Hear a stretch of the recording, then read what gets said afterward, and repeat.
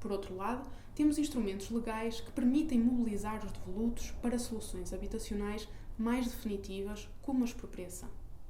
Importa, antes de mais, dizer que a expropriação se distingue de uma outra figura legal, a venda forçada, que é menos adequada para enfrentar este problema de nem toda a gente ter casa.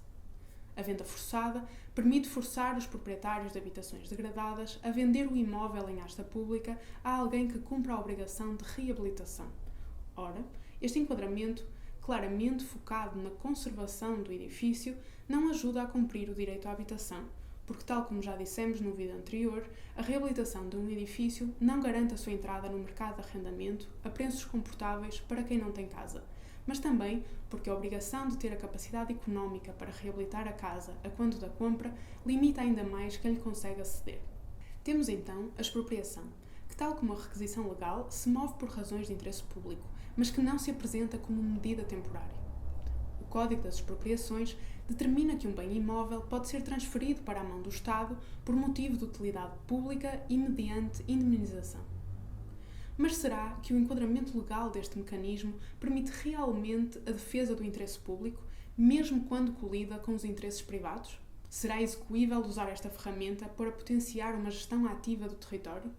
Analisemos, antes de mais, o procedimento subjacente à expropriação.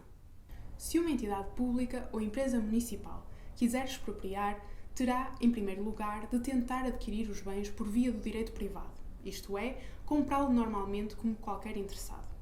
Em caso de recusa ou falta de resposta, a entidade expropriante terá de solicitar ao Governo uma declaração de utilidade pública que valide a causa enunciada no dito requerimento.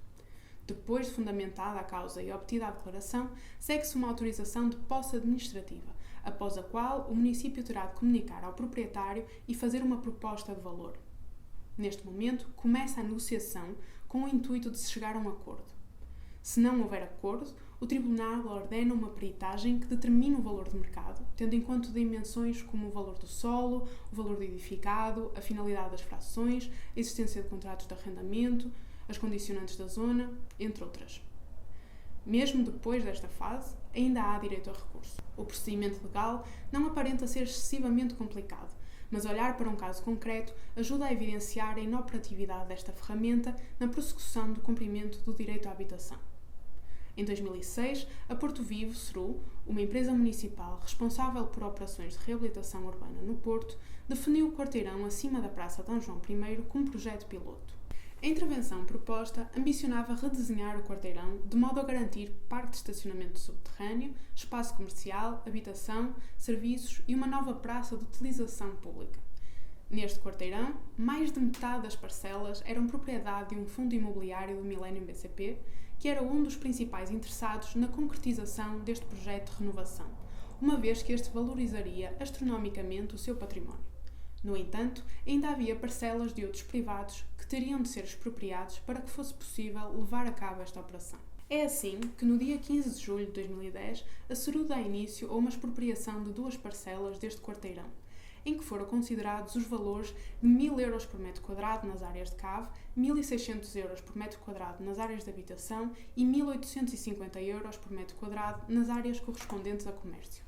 Estes valores foram estipulados a partir dos valores de mercado de 2010 e foi-lhes deduzido o valor estimado de reabilitação, calculado em 400 euros por metro quadrado, uma vez que se encontravam em mau estado de conservação.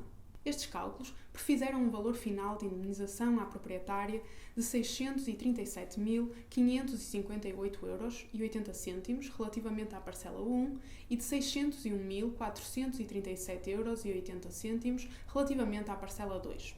Esta expropriação demorou 8 anos a ser concretizada, mesmo tendo a declaração de utilidade pública considerado a existência de caráter de urgência. Ainda por cima, estes anos todos de negociação traduziram-se num crescimento significativo entre o valor lançado inicialmente pela decisão arbitral e a última sentença.